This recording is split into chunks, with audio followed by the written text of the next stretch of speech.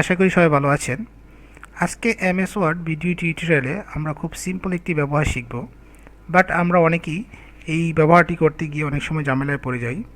So কীভাবে টেক্সটের direction change করতে হয় এই ব্যবহারটি আমরা এখানে শেখার চেষ্টা করব।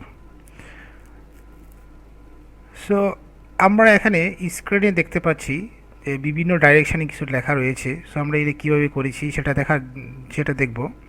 সো এটাকে করার জন্য আমরা লেআউট অপশানে চলে যাব।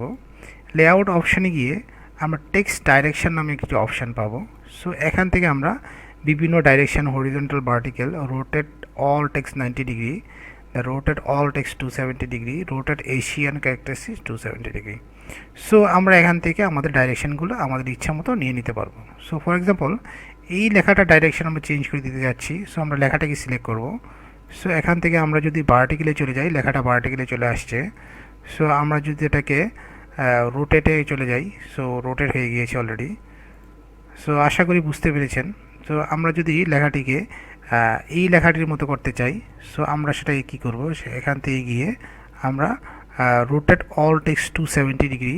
সো এখানে আমরা লেখাটি অলরেডি ভার্টিক্যাল 70 ডিগ্রি হয়ে গেছে। সো এই লেখাটি আর এই লেখাটি আমরা টোটালি অপোজিট আমরা দেখতে পাচ্ছি। সো এই লেখাটাকে আমরা কীভাবে করেছিলাম সেটা দেখি। সো এটাকে আমরা সিলেক্ট করলাম। সিলেক্ট করার পরে আমরা ভার্টিক্যালে চলে যাব। সো ভার্টিক্যালে চলে লেখাটি ভার্টিক্যাল হয়ে গেছে।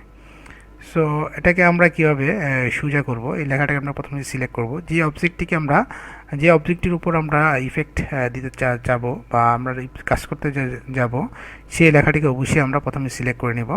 সো লেআউটে গিয়ে টেক্সট ডাইরেকশান, সো আমরা হরিজন্টাল করে দিলাম, লেখাটি সোজা হয়ে গেল। সো আশা করি বুঝতে পেরেছেন কীভাবে টেক্সট ডাইরেকশান চেঞ্জ করতে হয়।